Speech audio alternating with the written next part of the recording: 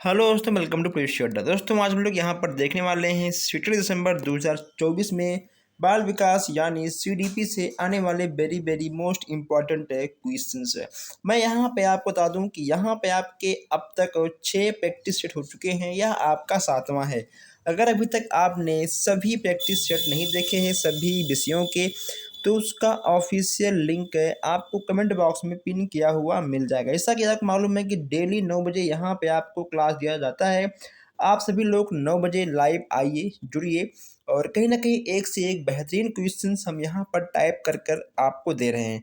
चलिए आप लोग क्वेश्चंस को देखिए और जो क्वेश्चंस आपको नया लगे आप प्लीज़ अपने नोटबुक में क्वेश्चंस को नोट करिए, ताकि एग्जाम में आपका अच्छा नंबर आ सके। इस बार कहीं न कहीं हर किसी को 90 प्लस लेके आना है। फिलहाल बाल विकास में आपको 25 प्लस तो लेके आना ही है। चलिए देखते हैं आज का पहला क्वेश्चन। पहले क्वेश्चंस में आपसे कहा गया है कि निम्न में से वह कारक है जो यहाँ पर ओ नहीं, यहाँ पे आपका जो होगा, ठीक है, यहाँ आप सही कर लीजिएगा। निम्न में से जो बालकों में अधिकतम अधिगम प्रसार हेतु आवश्यक है। अब यहाँ पे आपको बताना है, ये जो क्वेश्चन पूछ रहा है आपसे, पूछा गया है कि इन चारों में से वह कारक कौन सा है जो बालकों के अधिकतम अधिगम प्रसार हेतु आवश्यक है। यानी आपका क्या होगा। अब देखिए इसमें आपका अधिक से अधिक, ठीक है, जहां पे आपको देखने को मिल जाएगा अधिक से अधिक या फिर अधिकता, ठीक, अधिक से अधिक और अधिकता। आपका अधिकता अधिक से अधिक कुछ नहीं होता है, ठीक है। ये आपके तीनों जो आंसर हैं गलत हो जाएंगे, आपका पहला वाला बिल्कुल सही हो जाएगा। मैं यहाँ पे आपको बता दूं कि बच्चों में अधिक कम ये सब तुलना, यानी तुलना जहाँ पे हो वह आपका नेगेटिव आंसर रहेगा और उसी नेगेटिव आंसर को आपको कट करना है, आपको आगे बढ़ना है। क्लियर। चलिए नेक्स्ट यहाँ पे आपका है question number second. Question number second में क्या बोल रहा है, बोल रहा है कि कोई बालक जैसे जैसे बड़ा होता है उसमें रुचि संबंधित प्रवृत्तियां विकसित होती हैं। ठीक, इसमें आपका क्या होगा, अनेक रूप से, नियमित रूप से, गुणात्मक दृष्टि से, इनमें से कोई नहीं। पहला, दूसरा, तीसरा, चौथा, इन चारों में आपका क्या होगा। दूसरे की बात हम यहाँ कर लें, दूसरे में से आपका क्या होगा दोस्तों, देखिए नियमित, ठीक है, आपका होगा नियमित रूप से। दूसरे में आपका दूसरा वाला बिल्कुल सही हो जाएगा, यह आपका नियमित रूप से हो जाएगा। आइए आगे बढ़ते हैं। यहाँ पर देखिए, यहाँ पे आपका क्या होगा, क्वेश्चन नंबर 3 में क्या कहा गया है, कहा गया है कि अमूर्त वस्तुओं के विषय में बच्चा कब सोना प्रारंभ करता है। अमूर्त वस्तुओं के विषय में बच्चा कब सोचना प्रारंभ करता है, जरा आप लोग बताइए। अमूर्त और मूर्त में आप अंतर कैसे जान पाओगे। जो अमूर्त चीजें होती हैं वह नहीं दिखती हैं, जो मूर्त होती हैं वो आपको दिखती हैं। अब यहाँ क्वेश्चन नंबर 3 की बात कर लें, इसमें आपका क्या होगा, पूर्व बाल्यावस्था या पूर्व किशोरावस्था या फिर आपका होगा, ठीक है, चौथा। अगर इसमें हम आंसर की बात कर लें, इसमें आपका तीसरा वाला बिल्कुल सही हो जाएगा, ठीक है। तीसरे का तीसरा आपका बिल्कुल सही हो जाएगा। चलिए आगे बढ़ते हैं। यहाँ देखिए, यहाँ पे आपका प्रश्न नंबर 4 है। आपसे पूछा जा रहा है कि मौलिकता का गुण निम्न में से किन बालकों में पाया जाता है। मौलिकता के गुण की बात की जाएगी कि आखिर किन बालकों में पाया जाता है। अब यहाँ देखिए, वे बालक जो धनी परिवार से संबंध करते हैं, अरे भैया धनी से मतलब नहीं है, ठीक, जो गरीब परिवार से हैं इससे भी मतलब नहीं है, ठीक है। वे बालक जो प्रतिभाशाली होते हैं या फिर सृजनशील का गुण रखते हैं, तीसरे या चौथे में से आपका कोई एक होने वाला है। तो आपका क्या होगा, जो बालक सृजनशील गुण रखते हैं वही आपका होगा। आपका तीसरा वाला बिल्कुल सही हो जाएगा, ठीक। चौथे का आपका तीसरा वाला बिल्कुल सही हो जाएगा। आइए आगे बढ़ते हैं।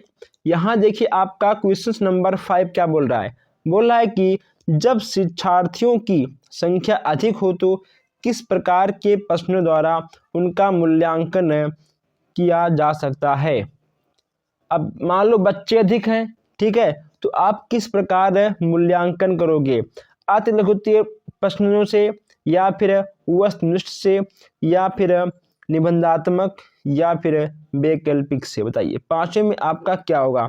आप इस समय क्वेश्चन देख रहे हैं, यह आपका वस्तुनिष्ठ का प्रश्न है, तो आपका सेकंड वाला बिल्कुल सही हो जाएगा। ठीक है, अगर छात्र छात्राएं अधिक हैं तो वस्तुनिष्ठ से कहीं ना कहीं बच्चों का मूल्यांकन आसानी पूर्वक और जल्दी किया जाता है। पांचवें का आपका दूसरा वाला बिल्कुल सही हो जाएगा। यहाँ देखिए आपका क्वेश्चन नंबर 6 है। क्वेश्चन नंबर 6 आपसे बोल रहा है कि संज्ञानात्मक विकास को किसने जानिक ज्ञान मीमांसा के रूप में स्वीकार किया है? ठीक है दोस्तों, जानिक ज्ञान मीमांसा के रूप में स्वीकार किया है।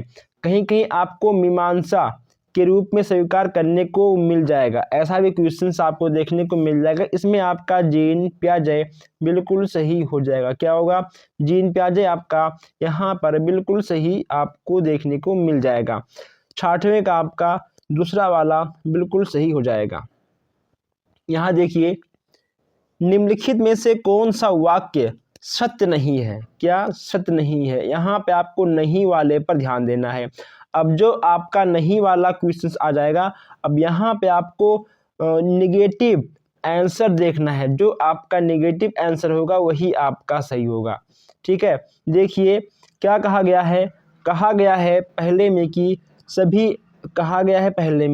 सभी प्रकार के व्यवहार आवश्यकताओं की संतुष्टि करते हैं।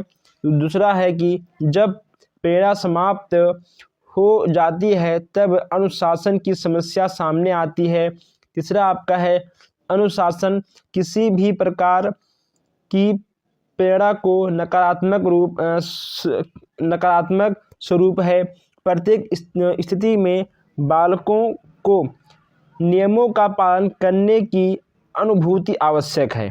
अब देखिए इन चारों में आपका निगेटिव क्या है? ये जो आपका आंसर नंबर 3 है, यह आपका निगेटिव है। ठीक है दोस्तों, नकारात्मक स्वरूप है। देखिए अनुशासन किसी भी प्रकार का प्रेरणा का नकारात्मक स्वरूप नहीं है। ठीक है, लेकिन यहाँ बोल रहा है कि है, तो जो आपका गलत है वही आपका बिल्कुल सही हो जाएगा। आपका 8वें में तीसरा वाला बिल्कुल सही हो जाएगा। क्लियर?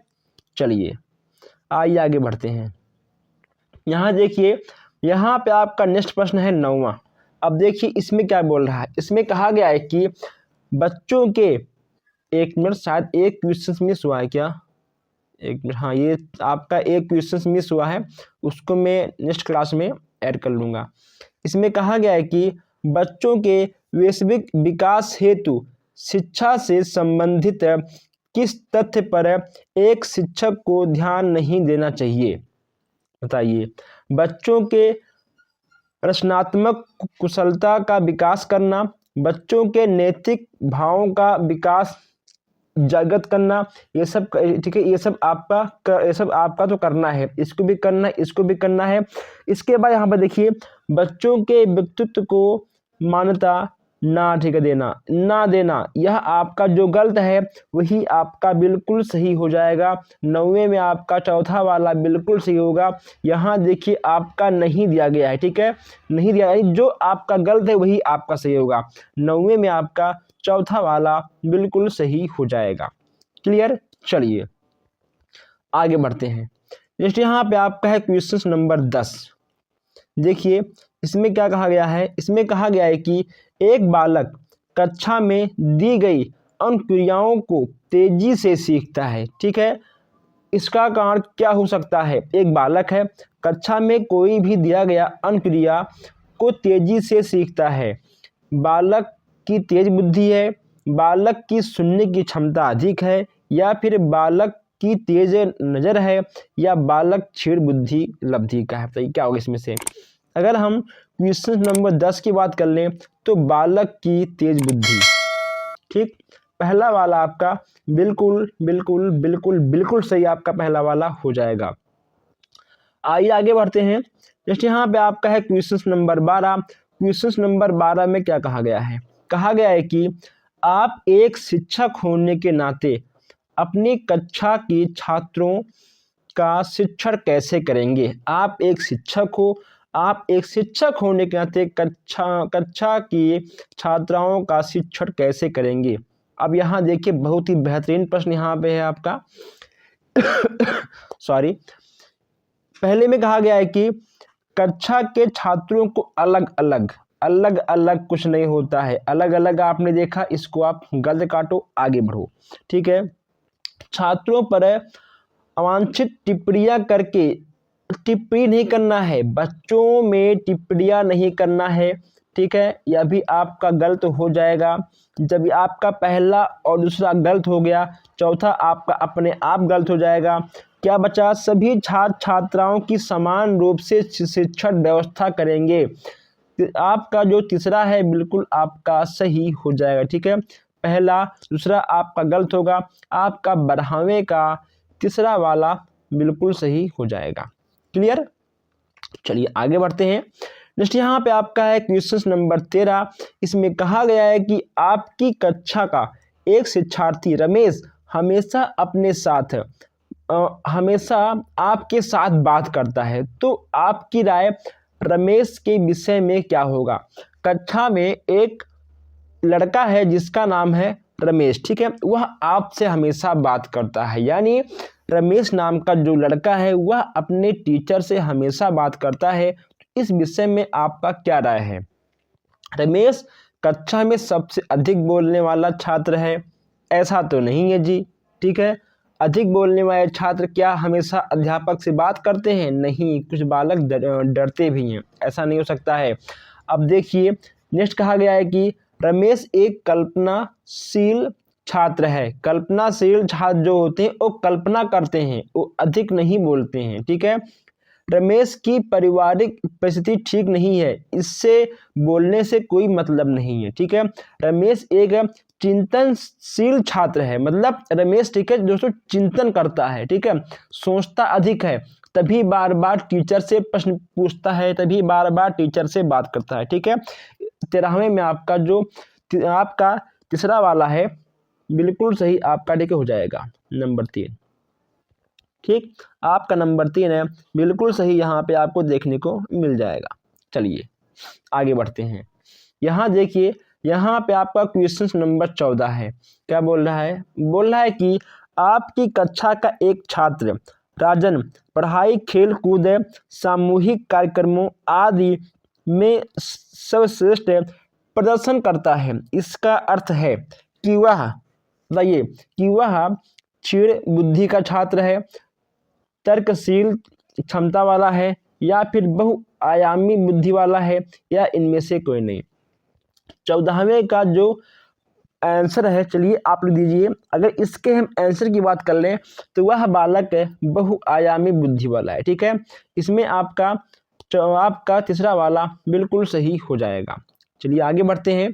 यहाँ देखिए, यहाँ पे आपका क्वेश्चन नंबर 15 है। क्या बोल रहा है? बोल रहा है कि, एक मिनट थोड़ा मैं इसको कर दूं ऊपर ताकि आपको अच्छे से दिखाई दे। यहाँ बोल रहा है कि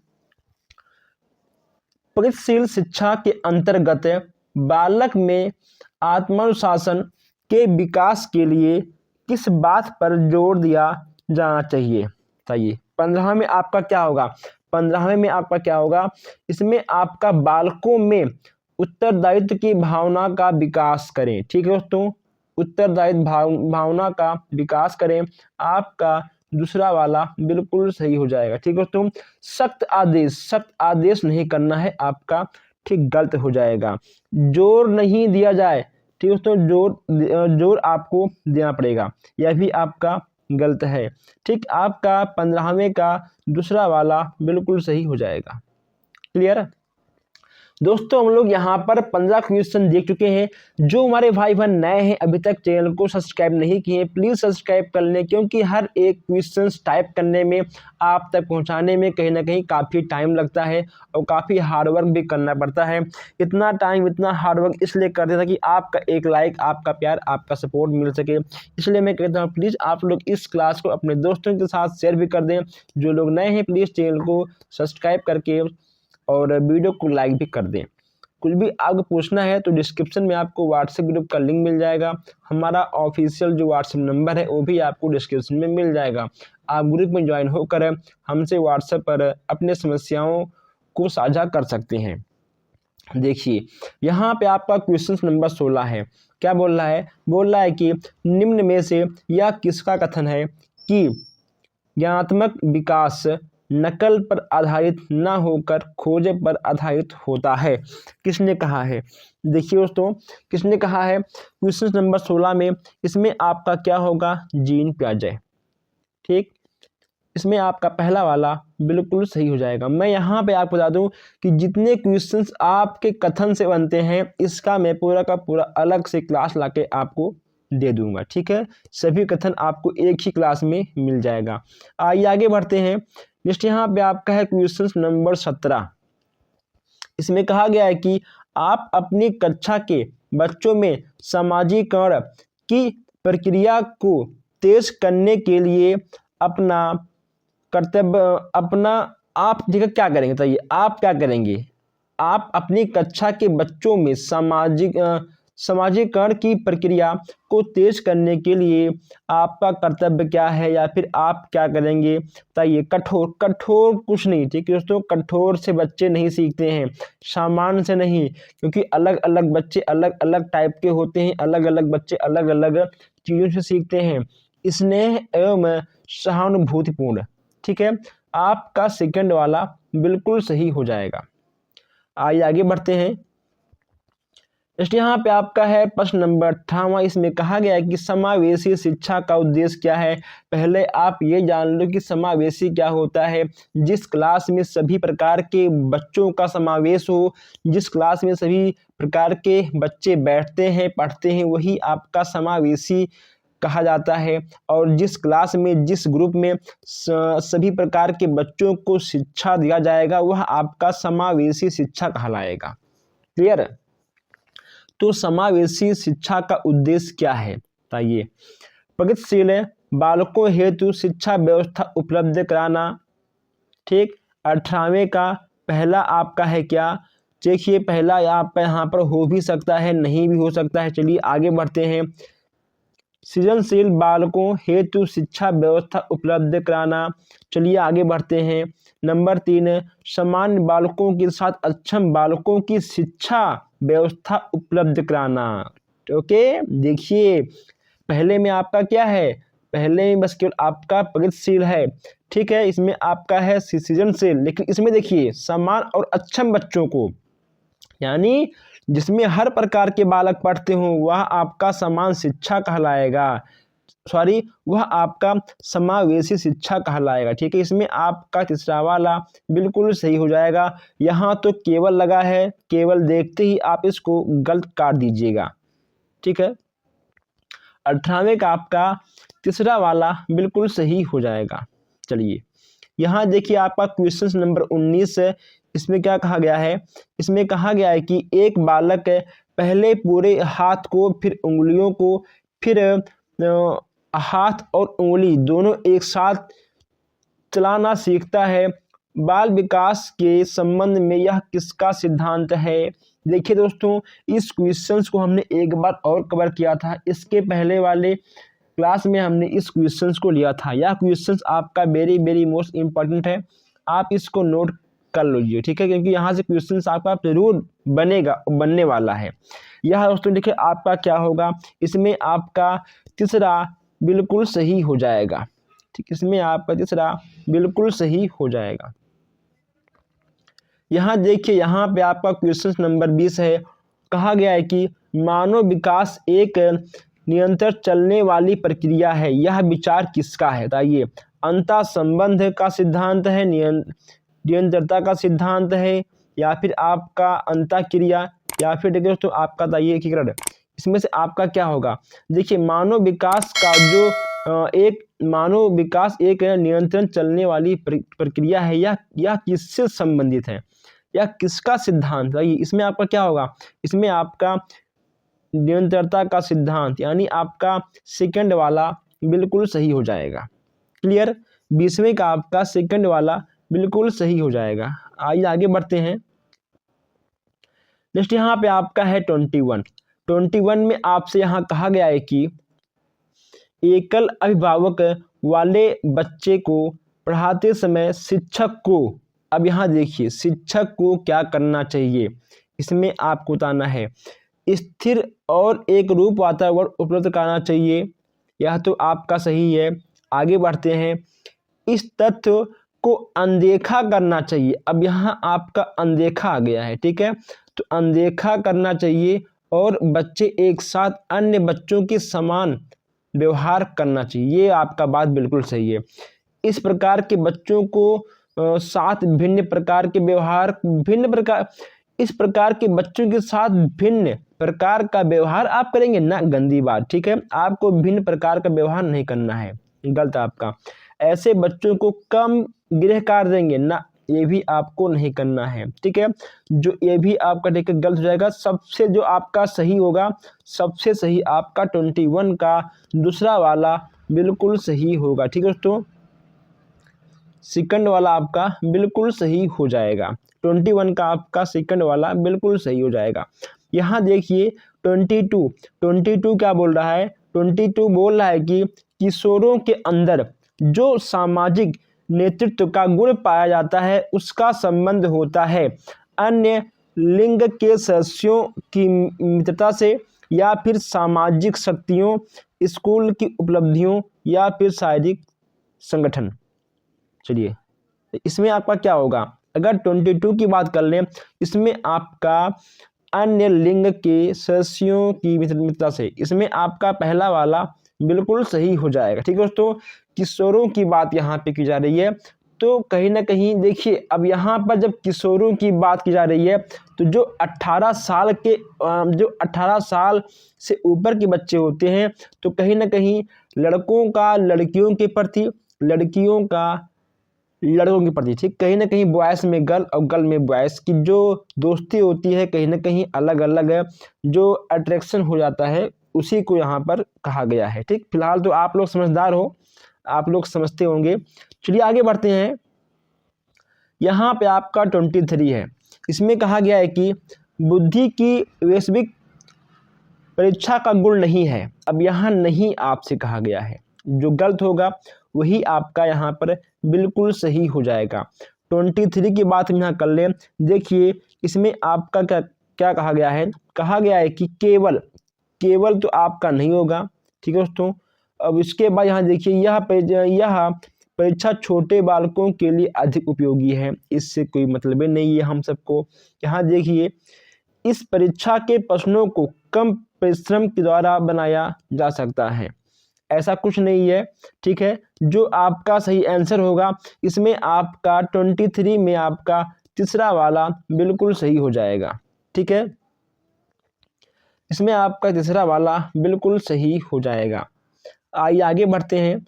यहाँ देखिए, यहाँ पे आपका 24 प्रश्न है। 24 में कहा गया है कि शिक्षार्थियों के अनुभूति की भावना मुख्य रूप से किससे परिणाम स्वरूप विकसित होती है, ठीक है दोस्तों, मुख्य रूप से किसके परिणाम स्वरूप विकसित होती है, यहाँ पे आपको बताना है। मानसिक विकास है, पारिवारिक विकास है, शारीरिक विकास, या फिर सामाजिक विकास। इसमें आपका क्या होगा, इसमें आपका क्या होगा 24 में आपका मानसिक विकास होगा, क्या होगा 24 में आपका मानसिक विकास है, बिल्कुल सही हो जाएगा, मानसिक विकास आपका बिल्कुल सही हो जाएगा।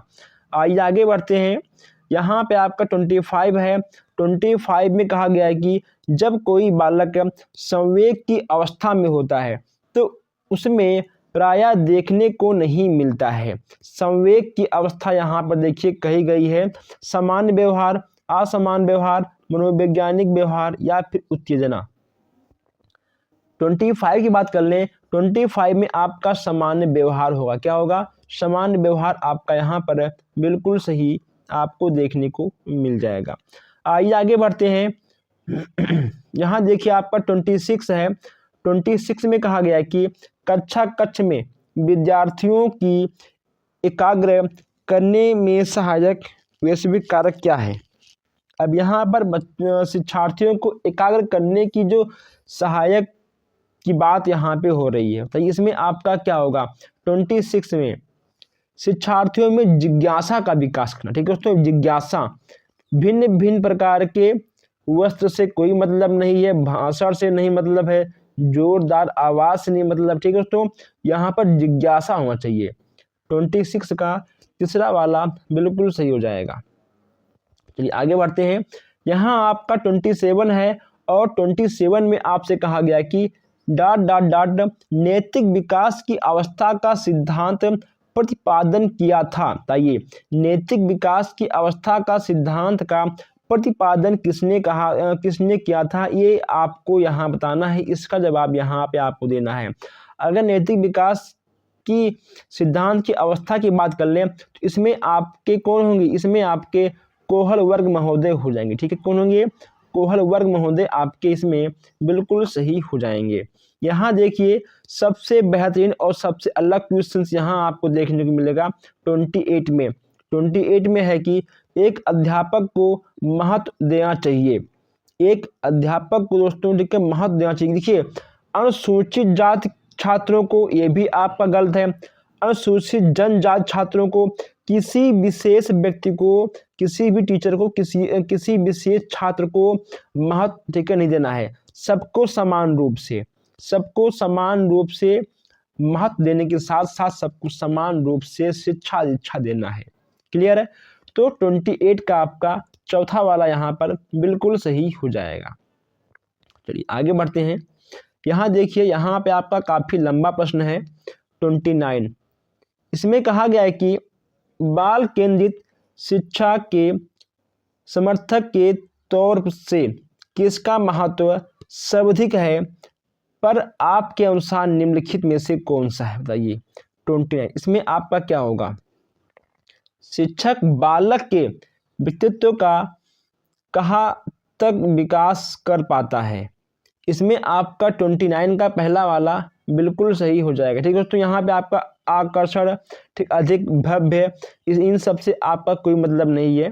ठीक, आपका 29 का पहला वाला बिल्कुल सही हो जाएगा। अब यहाँ पर देखिए जो आपका 30 क्वेश्चन है, सबसे अलग और मस्त क्वेश्चन है। क्या कहा गया है, कहा गया है कि मीरा का अपनी सहेलियों में वैश्विक एवं सामाजिक समायोजन सबसे श्रेष्ठ है।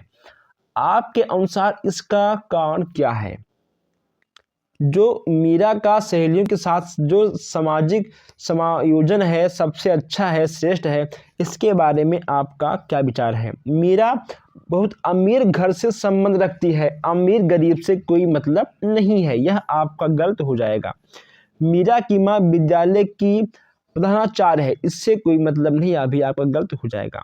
मीरा पढ़ने में होशियार है, ओ माय गॉड, इससे भी कोई मतलब नहीं है। मीरा की भाषा बहुत आकर्षक है, ये देखिए, जो अच्छा बोलेगा, जो आकर्षक बोलेगा, लोग उसी की तरफ जाएंगे। तो जो जब इसका आकर्षक है तो कहीं ना कहीं जो इसका सामाजिक समायोजन है सबसे अच्छा भी निकल कर आएगा। क्लियर? जो आपका 30वें का सही आंसर होगा, 30वें का आपका चौथा वाला यहाँ पर बिल्कुल सही आंसर हो जाएगा। क्लियर? चलिए आगे बढ़ते हैं। नेक्स्ट यहाँ पे आपका है 31 में कहा गया है कि निम्न में से किसने वंशानुक्रम को वैश्विक विभिन्नता का प्रमुख कारक माना है। मन, स्किनर, क्रो या फिर टायलर। 31 की बात हम यहाँ कर लें तो 31 में आपका क्या होगा, इसमें आपका मन, यानी आपका पहला वाला बिल्कुल सही हो जाएगा। या क्वेश्चन से एक बार हमने और लिया था इसके नेक्स्ट क्लास में। यहाँ देखिए 32 में कहा गया है, वह आकलन जो विद्यालय परिषदों के दिशा निर्देशों के आधार पर किया जाता है, किंतु यहाँ देखिए बोर्ड स्तर पर नहीं। अब इसमें आपका क्या है, विद्यालय आधारित आकलन, या फिर आपका निरीक्षण, या फिर आपका अवलोकन, या फिर आपका व्यापक अवलोकन। इसमें आपका क्या होगा बताइए।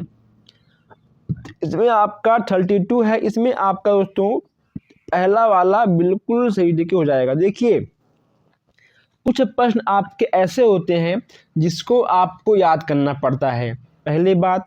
दूसरी बात, कुछ प्रश्न आपके ऐसे होते हैं जो आप अपने सामाजिक वातावरण को देखकर अपने अनुभव से आप उस प्रश्न को सही कर सकते हो, ठीक है। बस केवल यहाँ पर दो ही रास्ते आपके सामने खुलकर आते हैं। आगे बढ़ते हैं।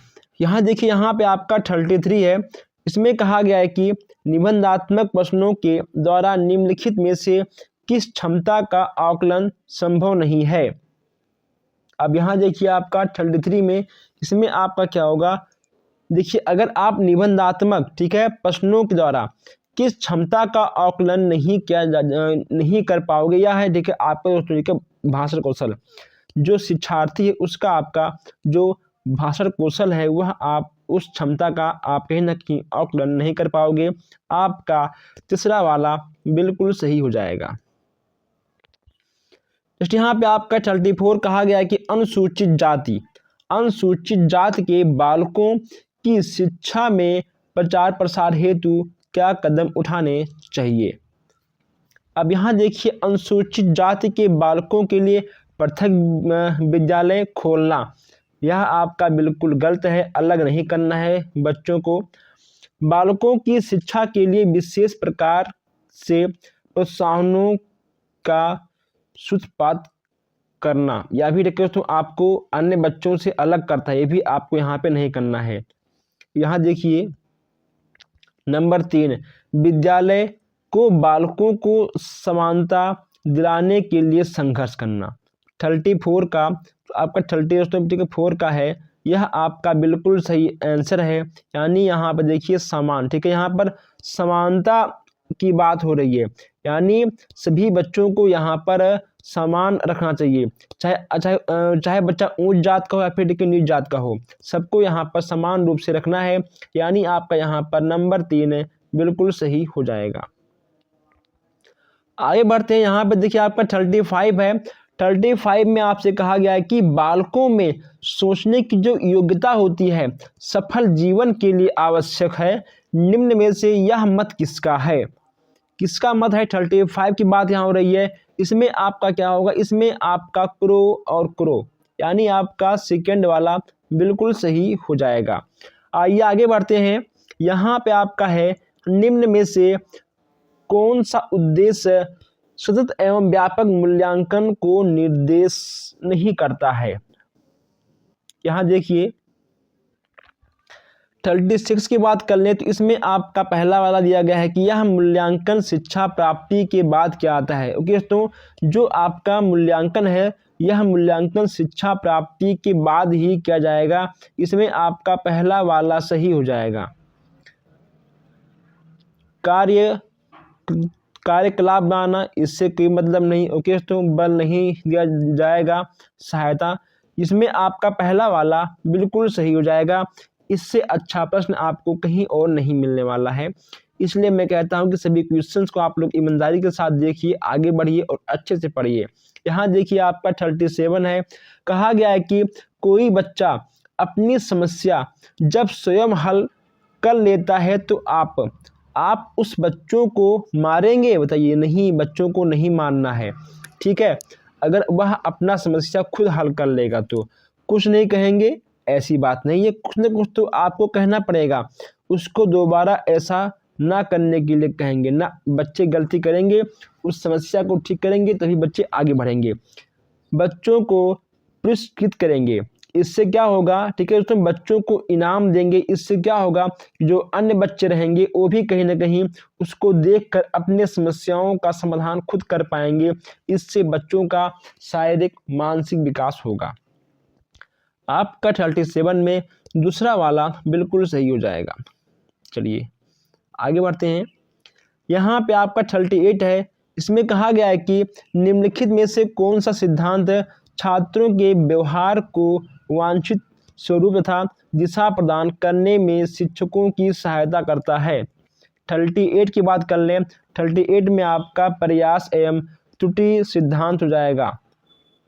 ओके, तो यहाँ पे आपका सेकंड वाला बिल्कुल सही यहाँ पे आपको देखने को मिल जाएगा।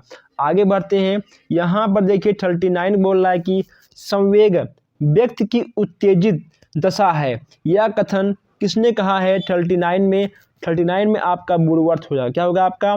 आपके वुडवर्थ महोदय बिल्कुल सही हो जाएंगे। क्लास कुछ लंबा हो सकता है लेकिन जो क्वेश्चंस हैं बहुत ही बेहतरीन यहाँ पे आपको देखने को मिल रहे हैं। एक शिक्षक होने के नाते आप सामाजिक शिक्षण को क्यों महत्वपूर्ण बनाते हैं? बताइए आप लोग। बच्चों की सामाजिकरण में सहायता के लिए, बच्चों को अच्छे अंक प्राप्त करने के लिए, यह सबसे आसान, ये सब नहीं ठीक होगा दोस्तों। इसमें से कोई नहीं है तो आपका ठीक होगा ही नहीं। ठीक है, इसमें आपका आसान नहीं, इसमें आपको दोस्तों अच्छे अंक नहीं, सामाजिकरण। ठीक है, बच्चों के सामाजिकरण में सहायता होती है। पहला वाला आपका बिल्कुल सही हो जाएगा। चलिए आगे बढ़ते हैं। 41 की बात कर लें हम यहाँ पर। आप अपनी कक्षा के बच्चों को ईमानदारी की शिक्षा देना चाहते हैं, इसके लिए आप क्या करेंगे? कठोर दंड आपको बच्चों को नहीं देना है, नेगेटिव आंसर को आपको कट करना है, पॉजिटिव चीज़ों को आपको रखकर बच्चों को आगे ले जाना है। ठीक है, पुरस्कार आपको नहीं देना है, पहली बात है कि एग्जाम्पल आपको नहीं देना है, बच्चों को एग्जाम्पल से कोई मतलब नहीं है। देखिए, बच्चों की सक्षम ईमानदारी के महत्व पर विचार रूप से प्रकाश डालने पर। ठीक है दोस्तों, इसमें आपका दूसरा वाला बिल्कुल सही हो जाएगा। ठीक है, बच्चों के समक्ष ईमानदारी का महत्व, आखिर ईमानदारी का महत्व दोस्तों क्या होता है, जब आप उस पर प्रकाश डालेंगे तो कहीं ना कहीं यह एक अच्छा एग्जाम्पल बनकर आएगा। 41 का आपका सेकंड वाला बिल्कुल सही हो जाएगा। यहाँ देखिए आपका 42 है, इसमें कहा गया है कि मानव विकास के संबंध में पुनर्बलन निम्नलिखित में से किसने प्रतिपादन किया है? 42 की बात कर लें, इसमें आपका सेकंड वाला इसमें आपका पहला वाला बिल्कुल सही हो जाएगा। इसे आपको नोट करना होगा क्योंकि यह आपका सबसे अलग और यूनिक क्वेश्चन है। यहाँ देखिए, निम्नलिखित में से किसने सर्वप्रथम बुद्धि लब्धि शब्द को परिभाषित किया था? 43 में आपका क्या होगा दोस्तों? इसमें आपका चौथा वाला बिल्कुल सही हो जाएगा। मैं यहाँ पे क्लास को अधिक लंबा नहीं खींचूंगा।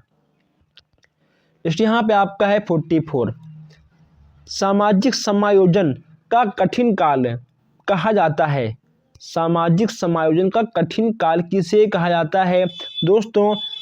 पूर्ण किशोर अवस्था में, जब लड़के और लड़कियां दोनों के संदर्भ में, क्योंकि यही इनकी अवस्था होती है कि वो लड़के लड़कियों की तरफ आकर्षित होते हैं। ठीक है, तो कहीं ना कहीं कुछ गलत ना करें, इसीलिए सामाजिक समायोजन का कठिन काल कहा गया है। तो इसमें आपका तीसरा वाला बिल्कुल सही हो जाएगा। चलिए आगे बढ़ते हैं।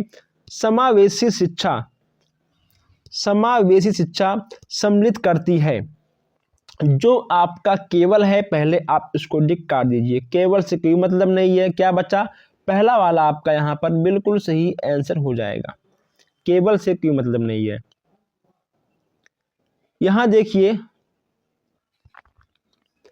भाषा एवं संप्रेषण अधिकतम अक्षमता को डाट कहा जाता है, जो समानता मस्तिष्क में किसी प्रकार की क्षति से उत्पन्न होता है। देखिए, यहाँ भाषा की बात हो रही है, तो 46 में जहाँ भाषा की बात होगी वहाँ पे आपका अफेजिया। ठीक है, तो अफेजिया दोस्त यहाँ पे आपका निकल कर आएगा, अफेजिया दोष। 46 का आपका नंबर 3 बिल्कुल सही हो जाएगा। यहाँ देखिए 47 में कहा गया है कि पियाजे के अनुसार निम्नलिखित में से कौन सी अवस्था में बच्चा अमूर्त कल्पनाओं के विषय में तार्किक चिंतन करना आरंभ करता है? बताइए, इसमें आपका क्या होगा? औपचारिक में या संवेदी में या फिर पूर्ण संक्रियात्मक में या फिर मूर्त में? 11 वर्ष, जन्म से 2 वर्ष, 2 से 7 या ठीक है आपका 7 से 11। इसमें आपका क्या होगा? अगर हम 47 की बात कर लें तो 47 में आप लोग जान लीजिए, इसमें आपका चौथा वाला बिल्कुल सही होगा। ठीक है दोस्तों, यह तार्किक चिंतन करना प्रारंभ कर देता है 7 से 11 वर्ष की उम्र में। ठीक, आपका चौथा वाला बिल्कुल सही हो जाएगा। नेक्स्ट यहाँ पे आपका है 48 है। 48 में कहा गया है कि विशेष रूप से प्रारंभिक स्तर पर विद्यार्थियों को सीखने संबंधित समस्याओं को संबोधित करने का सबसे बेहतरीन तरीका क्या है। चलिए आप लोग इसका आंसर दीजिए, और जो हमारे भाई बहन नए हैं अभी तक चैनल को सब्सक्राइब नहीं किए हैं वो प्लीज़ अभी और इसी वक्त सब्सक्राइब कर लें, क्योंकि आप लोग बाद में भूल जाते हो। ठीक है दोस्तों, कोई दिक्कत हो आप हमसे व्हाट्सएप पर संपर्क कर सकते हैं, कहीं ना कहीं आप में कमेंट के माध्यम से भी संपर्क कर सकते हैं। डिस्क्रिप्शन में आपको व्हाट्सएप ग्रुप का लिंक मिल जाएगा, आप ग्रुप में ज्वाइन हो सकते हैं। हम मिलते हैं आपसे बहुत जल्द ही नए क्लास में नए क्वेश्चंस के साथ। जो इसका आंसर होगा इसमें दोस्तों देखिए आपका नंबर 4 बिल्कुल सही हो जाएगा। 48 का आपका चौथा वाला बिल्कुल सही हो जाएगा। ठीक है, तो बस हमने अपना काम कर दिया, अब आप लोग अपना काम करिए। हम मिलते हैं आज से बहुत जल्द ही नए क्लास में। धन्यवाद।